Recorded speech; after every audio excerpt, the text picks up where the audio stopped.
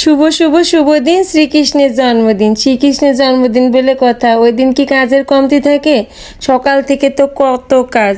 সকালবেলা রান্না বাড়া শেষ করছি, আবার দুপুরে রান্না বাড়া করছি, তারপরে এই যে বিকালবেলা বসলাম পিঠা বানাতে।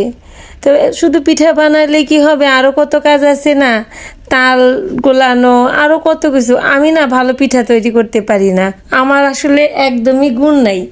অনেকেই আছে কত সুন্দর রান্না বাড়া করতে পারে, পিঠাপুলি বানাইতে পারে, যেমন আমার মেজো বোন কত সুন্দর রান্না বাড়া করতে পারে, আবার পিঠাপুলি বানায় খুব সুন্দর। আমার কোনো গুণ নাই, আমি শুধু খেতে পারি। তো যেদিন জন্মাষ্টমী ওই দিন আসলে আমি চিন্তায় পড়ে যাই যে আমার পিঠাগুলো কেমন হবে। আসলে এখন যে জিনিসপত্রের দাম এত বাজার করে নিয়ে আসে, তো পিঠাগুলো যদি ভালো না হয় তখন কিন্তু মনটা কেমন লাগে, তাই না?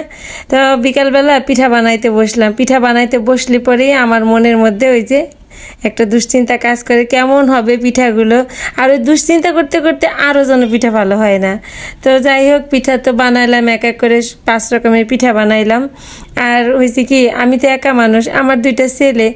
আমি কিন্তু মানে এদেরকে সাহায্যে খুব কম পাই, কারণ ছেলেদেরকে কতবার ডেকে ডেকে কাছে আনা যায়, তারা তাদের মতো থাকে। বারবার ডাকি, এটা একটু করে দাও, ওইটা একটু করে দাও।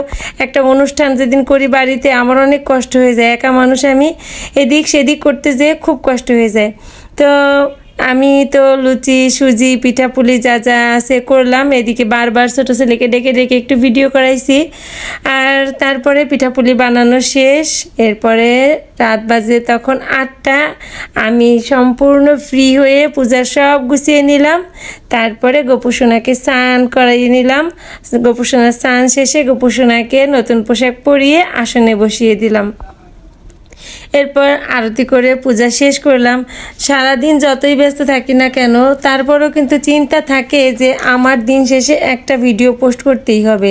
আজকাল তো আমার মাথার মধ্যে শুধু ওইটাই ঘোরে যে আজকে আমি কোন ভিডিও পোস্ট করব, আগামীকাল কোন ভিডিও পোস্ট করব। এত ভিডিও কোথায় পাবো? এই ভিডিওর চিন্তায় আমার রাতে ঘুম হয় না। পেজটা ঠিকমতো চালিয়ে নিয়ে যেতে হলে তো প্রচুর ভিডিওর দরকার।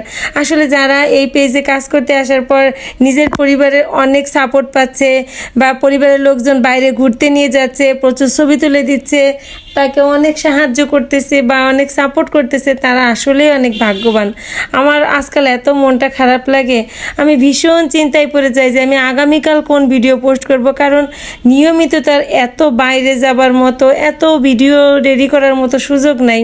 যদি সবাই পরিবারের সাহায্য করতো, সবাই চাইতো যে না এটা করা দরকার, এটা করো, এইভাবে সাহায্য করি ভালো হবে, তাহলে কিন্তু অনেক তাড়াতাড়ি আগানো যায়, এত ভিডিও নিয়ে চিন্তা করতে হয় না।